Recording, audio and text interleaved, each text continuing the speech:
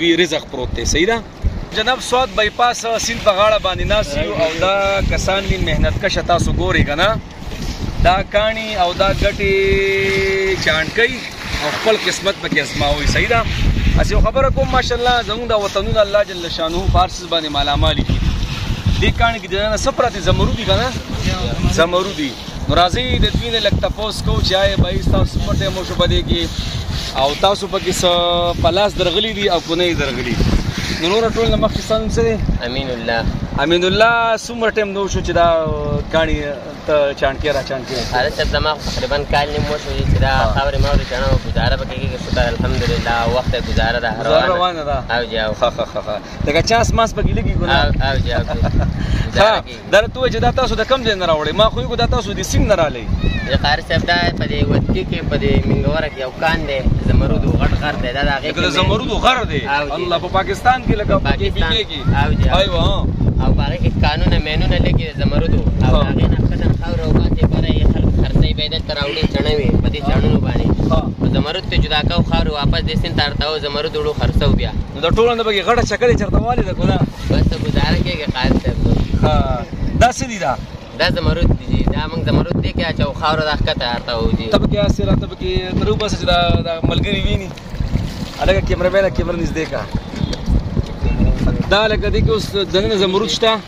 دې کې صحیح ده ښه خیر نه دي راغلي موږ ورسو لکه دا لږ لږ پکې شته دا لږ لږ چې دي او دا لږ لږ چې دا وګورئ دا شنه شنه چې کوم دي که نه دا زمرود دي. ښه صحیح شو صحیح شو.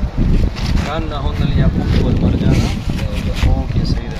ها دا تاسو ته یوه دا بوجۍ کم ده؟ ته بوجۍ لږ راواړه. دا یو بوری به دا ملګری راوړی ملګری یو بوری راوړی. بوجۍ ته راواړه چې موږ وینو که نه یار. خیال کوم مې روانه نه خیال کوه که نه یار سم نه کړي. بس راول راځه. دا یو بوجۍ تاسو ته په څو میلاویږي؟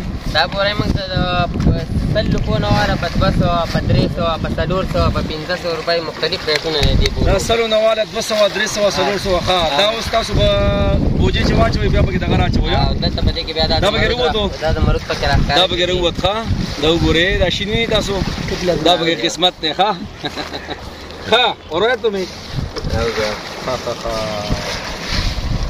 او تاسو څه ټایم راځئ او څه ټایم ځئ؟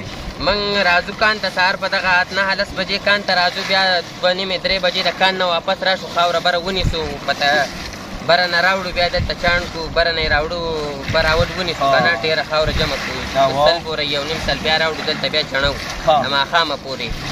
ماښام نه بیا په دې په بایپاس کې بولي کېږي بیا هلته وړو چې کم زمرود راشي. لکه دا چې اوس دا تاسو دا وشو دا که نه په دې کې لږ څه وشو دا بیا تاسو کوم ځای ته وړئ؟ دا بایپاس کې بیا غټه بولي کېږي دا بیا هلته وړو. بایپاس ګټ هغه څوک دي هغه د زرګران څه حساب دي؟ د دې خپل کسان یا دې زمرودو ولیدو. ها دا خو زما کېږي یار دا خو زما په نظر راغلی دا دې وګوره لکه بلکل ستاسو حق دی جي. ښه نو هلته بیا د بیا په څه حساب دي هغې دا بیا تول کوي که نه دا په بولې باندې خرڅوي جي. په دې باندې بولي کېږي. دا چې اوس دا کم څیز اوس ما راواغېست که نه په دې کې دا شین چې کوم وړوکی کاڼی دا وړوکی دی او دا پکې غټ دی که نه نو دا دې بیا هغوی لرې کوي کومه دې سره یې تاسو نه دي زموږ سره دقې نه والي بیا هغو ځان له پخپله لرې کوي او دا بیا بار ملکونو ته لیږي. نو چې زموږ دا ملکونه ډېر مالامال نه دي چې دا پکې پراته دي. دا خیبر پښتونخوا کې خو هر څه دغه دی خو زموږ برابر دي که نه نو د اوسه پورې خو موږ د قرضې نه خلاص نه شو یار. خزانه زموږ اوس هم خالي ده یار. بس د دې زمرد زموږ فایده څه شوه؟ زموږ خزانه خو چېرته ډکه نه شو دا به څه کوو یار؟ بس دا خزانه پته نه لګي یو راځي وایي خزانه نه ډکېږي او بل راځي وایي خزانه نه ډکېږي یو راځي او بل د لاندې د سورۍ دی یا دا سورۍ یې د لاندې نه هېڅ پته یې نه لګي دې خزانې څه معلومات خلکو له دغه ورکې میسج چې به خپل محنت پکار دی که ورځئ که نه تاسو راشئ سهار راوځئ که نه او بیا ماښام ځئ الله د څه نه څه درجه کې خپل دغه درکوي. تاسو وینئ مسلمانانو ملګرو ته وګورئ تاسو که نه دې کې دننه د دوی رزق پروت دی. صحیح ده. کاڼي تراشي کاڼي تول کوي او کاڼي پاکوي او پای کې ول الله څه ورکوي؟ رزق ورکوي. صحیح ده.